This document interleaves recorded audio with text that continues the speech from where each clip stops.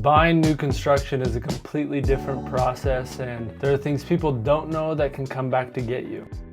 Let's answer questions you didn't even know you should ask, talk about the differences and what to expect when buying a new construction in Boise, and the cons and things people regret when choosing new construction in Boise, Idaho. New construction can be some of the most fun. I really enjoy when clients and people moving here choose to go this direction, but it can be a nightmare if you're not prepared, or what I see where people are just completely unaware to some of the major pros and cons of buying new builds. So let's first go over the types of builders to set up a foundation so you can understand the rest of the things we go over later on in the video. There's going to be three types of builders. You have spec or speculation builders. This is when builders speculate on what you, the buyer, will want to buy, and then they build those homes. When you buy a spec home, they're usually move-in ready. You can't customize or change anything, and these are oftentimes more affordable than the other builders. Here in Idaho, this will mainly be CBH or Corey Barton homes, but Hubble, Lenner, and a couple other builders also have a few spec homes that they do as well. The second will be semi-custom or track builders. This is where you choose a lot, then you pick from the floor plan options they have, and usually can upgrade the flooring, the garage, the counters, and the other items from there.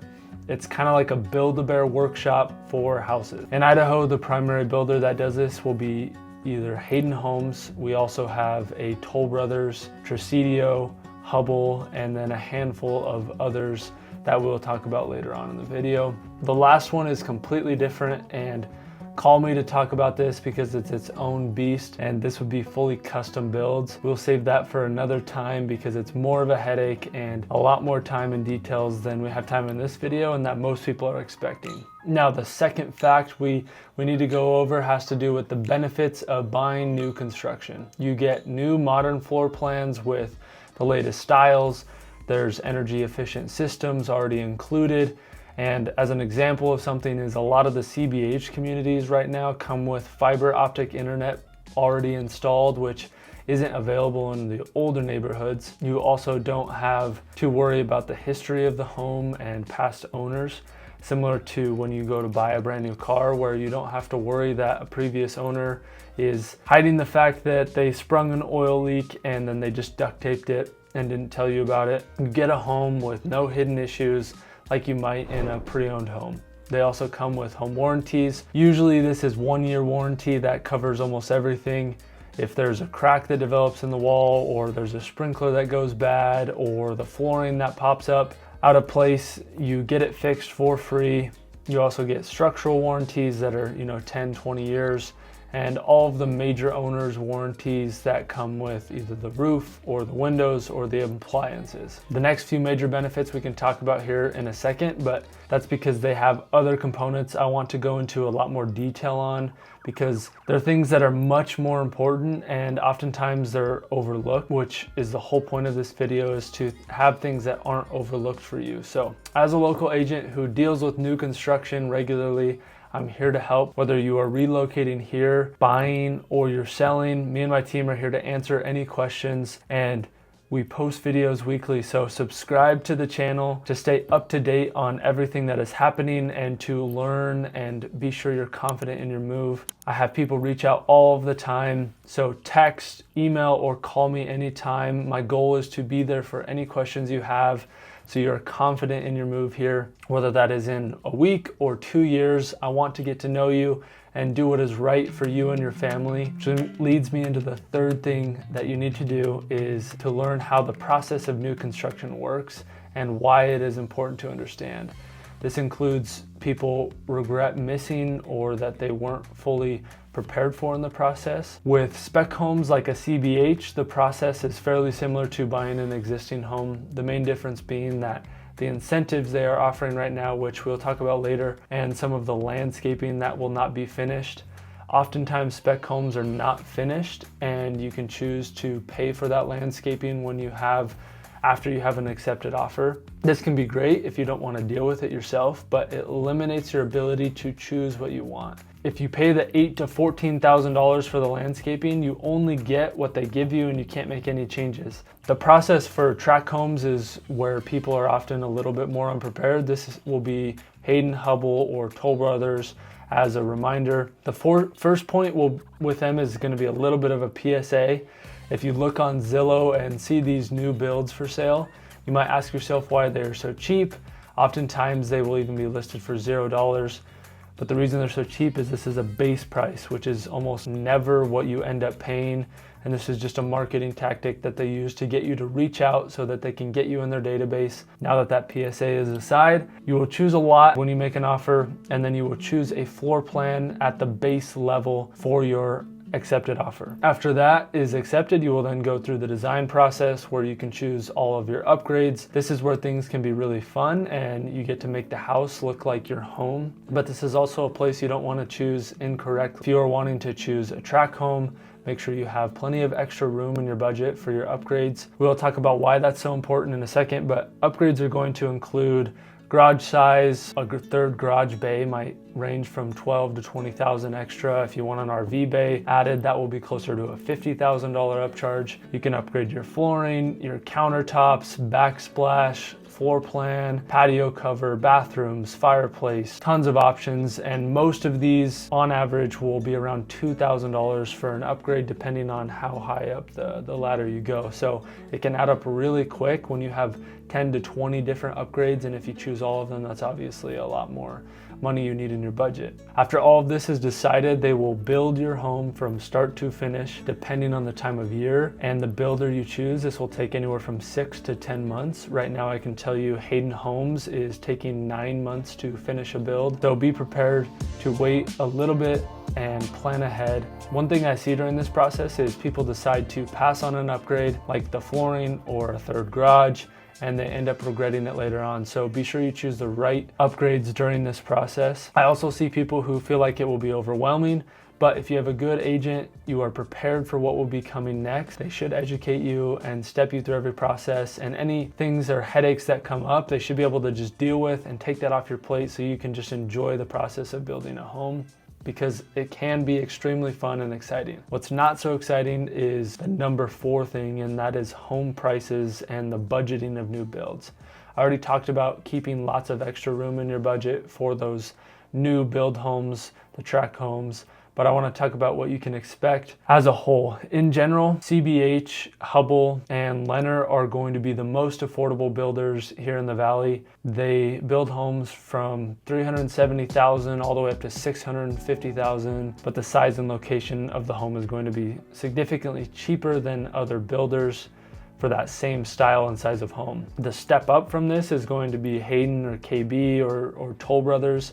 These builders have slightly higher end finishes, and some of their quality might be a little bit better. You might get a little crown molding, you might have a little wider hallways, and on average you might pay $10,000 to $50,000 more with them versus for the same house. The top tier builders which might have 9-foot minimum ceilings, they might have the luxury finishes, the crown molding, and they're overall just more elegant looking. This is going to be Tresidio Homes, Berkeley, Brighton, or Hunter Homes.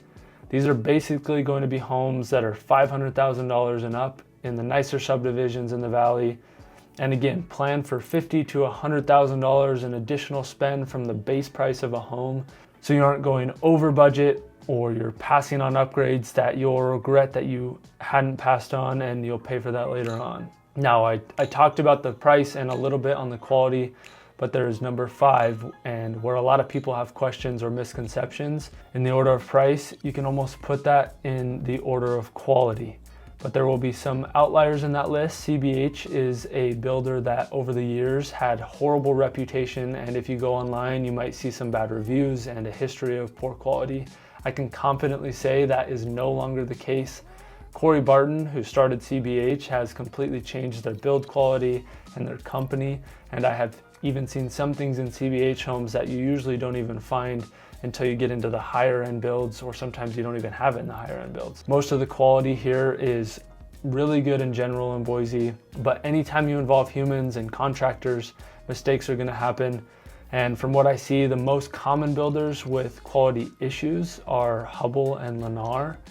The builders that we don't see as many quality issues with would be a CBH in the lower end, and then most of the high-end companies, we don't see too many issues as a whole.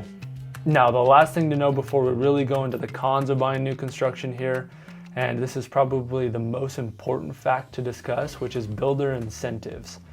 Right now, which is the key phrase, right now, most builders are offering money to buyers for buying their homes.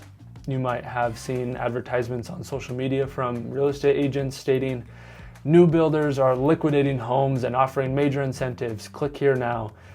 And what that is actually is the reality is that yes, they are incentivizing you to buy their homes because of the slowing of the market and interest rates, but it isn't because the market is crashing or they're going out of business and they're trying to offload as many houses. This is a very common practice, not only in new construction, but in resale homes as well, where there are incentives offered. But builders are just able to offer a lot more money because they have larger margins to work with when they build. So many of them are from $10,000 to as high as $45,000 given to you guaranteed. This is money that can be used for your closing costs, buying down your interest rate.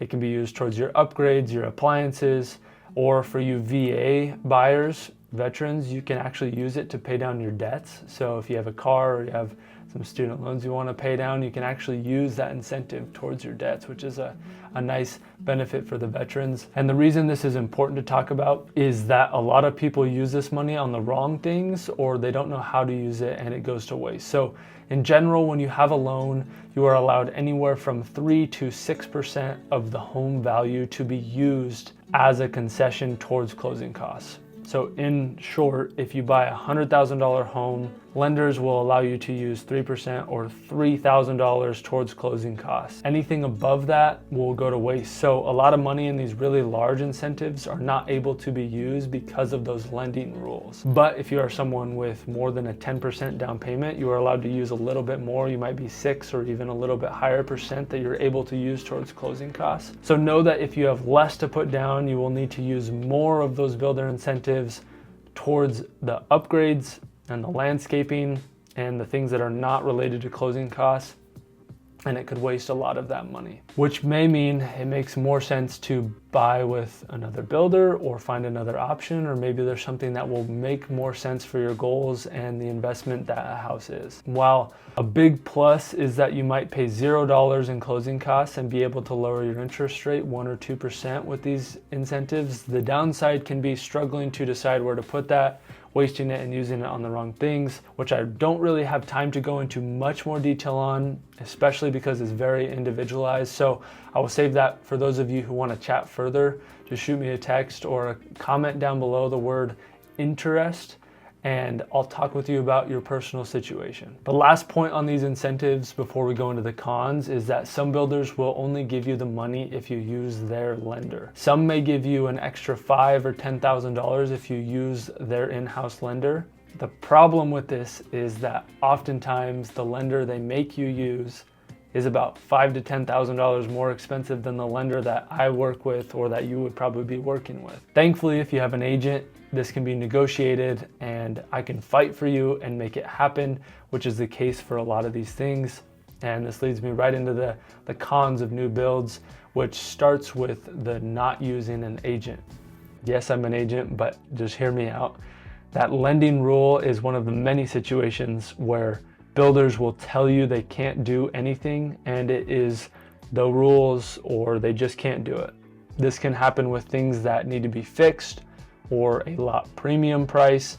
Oftentimes builders will say they can't be done or there's nothing we can do. But as agents, we have all run into this, negotiated, fought for our clients, and eventually got them to do what we know that they could have done in the first place. In the end, it can save you thousands of dollars, tons of headaches and stress. So if you want to go look at new builds, make sure that you are accompanied by an agent the first time you go. In a new construction, you won't get that. With new construction, you are also not going to be in the best locations. As Boise has grown, all of those A+ locations have been taken up and builders are forced to build on the outskirts of town. So if you want to be in the heart of Boise or you want to be in Meridian by the Village, you aren't able to buy new construction and have to settle for the developing parts of the valley. Now, when it comes to location, this is going to be the most important choice you have when moving to Boise. It is what causes people to regret moving here if they choose the wrong location. It is how you will end up loving or hating Boise, and something I spend a lot of time discerning with clients I have. So watch this video here where I go through every suburb and rank them from A to F and give you the pros and cons of each suburb. Thank you guys for watching. I appreciate the support, and I look forward to chatting or texting with you here soon.